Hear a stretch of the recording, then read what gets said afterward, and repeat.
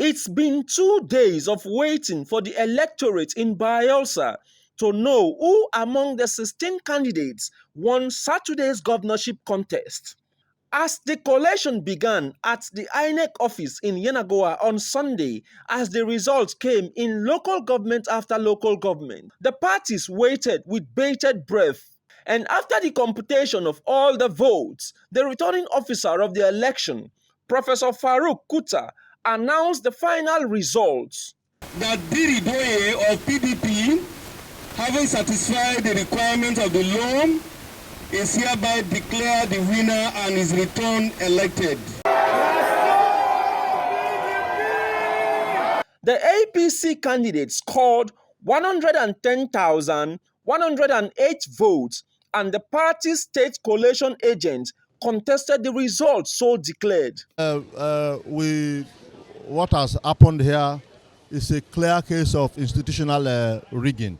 INEC had colluded with the People's Democratic Party to rig this election. What INEC was supposed to do at this stage was to look at the margin of lead between the two candidates, because the margin of lead between PDP and APC is about 65,000, while the number of registered voters or PVC collected in the areas election did not hold or was cancelled is in excess of 100,000. But unfortunately, without even looking at the margin of lead principle that is enshrined in the paragraph 62 of the INEC regulation and guideline for election, he had gone ahead in total defiance and violation of the INEC regulation, had gone ahead to declare the PDP. And we reject it in totality. We have written petitions demanding that INEC should look into our petition and deal with it on its merit. The People's Democratic Party state collation agent, Talford Ongolo, opposed Otiochio's remark. Governor Douye Diri has the confidence of the people of Bayelsa State. He won 6 out of the 8 local government areas clearly.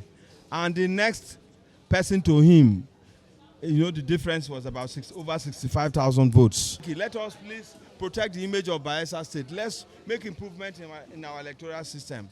In a free and fair contest, anytime, any day, PDP is the party in this state. After months of campaign, the contest is over, but those dissatisfied have the opportunity to approach the tribunal for redress.